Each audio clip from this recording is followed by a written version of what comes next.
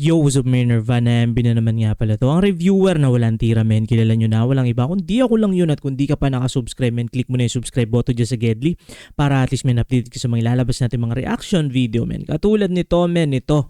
Shoutout dito sa bago natin subscriber kay Amara-V1J2F. Ito, men, mukhang 18 din siya, men. Kakatapos lang daw niyang panoorin yung mga reaction video natin sa 18 or sa SB19 pala. Tayo kasi yung 18, di ba? So, pinapaspatan din sa atin to, men. Ang kanta naman na ito ay ang title Gayuma by Alamat. Yun, sinusuportahan natin dito, men, ng lahat ng P-pop, men. Comment lang kayo kung anong trip nyo na mga pwede nating ispatan katulad ng Alamat, Bini, SB19, G22 at sa lahat na dito, men, lahat pwede, kahit local rapper ka, men, iniispatan din natin. Kaya ito, men, ispatan na natin to, baka ispatan pa ng iba. Di ko pa to napapakinggan or napapanood. Gayuma, okay, let's go.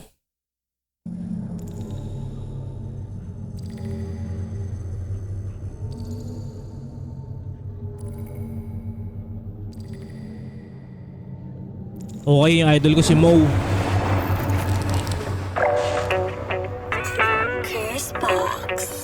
Chris Box.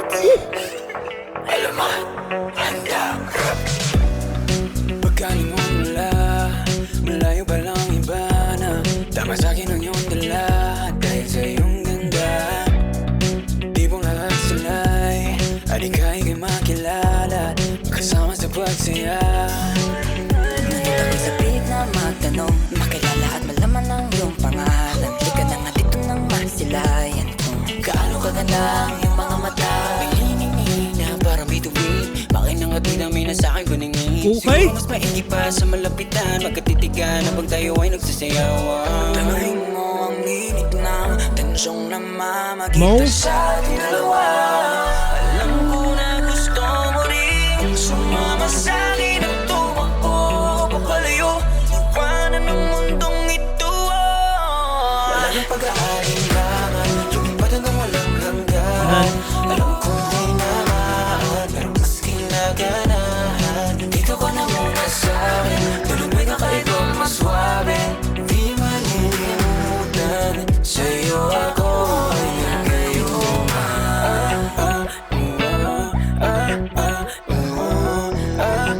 Sa'yo ako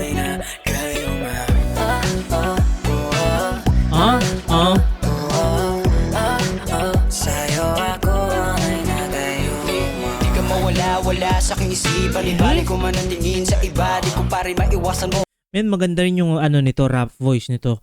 Hindi ko pa kasi memorize, men, kung ano yung mga pangalan nila. Kumbaga ang pinakang unique kasi na umano sa akin, men, si Mo, kasi nung time na naspatan ko siya lang yung kaisa-isang, kumbaga masasabi natin, men, na kayumangge. Hindi siya maputi na as in yung white na white, men. Sakto lang siya, parang katulad lang din natin siya, men. Kumbaga brown tayo, men. Tapos siya rin yung iba rin yung style in terms sa ano sa swag. Naka-dreadlock, hindi ko sure, men, kung dreadlocks or naka-braids yun. Sobrang angas nun para sa akin, men. Kaya parang siya yung bias ko so far ngayon dito sa grupong Alamat. Let's get At hag mo kakaiba, dumadaloy na sa aking ulo hanggang pababa. Baby, don't trip, no, you got Right? it. I can't get enough of that body. I'm gon' have screaming my name. Come on, take a ride, let your neighbors know me. Di ko maiwasan ang kaligan ko sa'yo. Paano nga ba na ba yan kung ikaw di naman ang tamang bumabala sa aking isipan? Damahin mo ang init ng tensyong namamagitan sa ating dalawa. Alam mo na gusto mo rin sumama sa'kin at tumakbo papalayo, iwanan ang mundong ito. Wala na pag-aalinlangan, lumipad hanggang walang hanggan. Alam kong di naman, pero mas kinaganahan. Dito ka na muna sa'kin, tulad may kakaibang mas swabe. Di wait. malilimutan. Ito na pala yung time, men, no, na parang final 6 na lang sila kasi nabanggit nung tropa. Men, anong tawag sa mga tropang fandom ng Alamat? Comment nyo nga, parang nalimutan ko eh. Comment nyo na lang dyan mga tropa. At saka ano no, ito na yata yung final 6 kasi nabanggit nung isang tropa natin na may knowledge dito sa grupong Alamat is originally parang 9 sila tapos nabanggit doon na parang nagkasakit yata yung iba doon and yun, kaya nandito na sila. So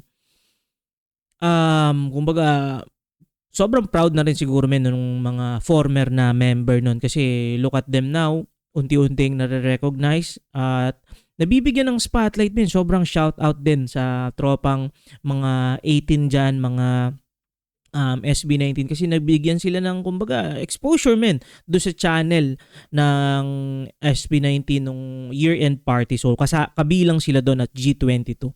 Tuloy. Sa'yo ako ay nagayuma.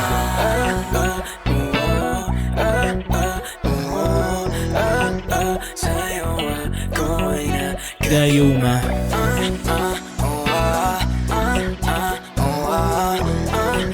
Sa'yo ako ay nagayuma. Huli ang lahat. Nais kong maulit ang naganap. At ayoko munang kumalas sa piling mo. Gusto mo ba magsiping dito, dito, dito? Gamahin mo lang ang gabog ng dibdib. Hayaan mo nasa paligid.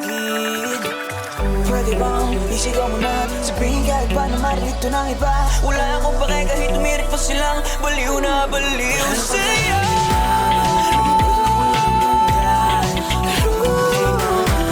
Pero maski na ganan, dito ka na muna sa'kin. Tulupin ka kahit pa mas swabe.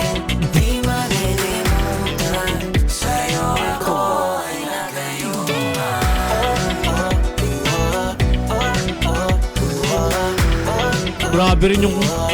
Grabe rin yung katawan nitong nasa gitnang to, no? Bato-bato rin tapos parang lean na compact yung build niya sa katawan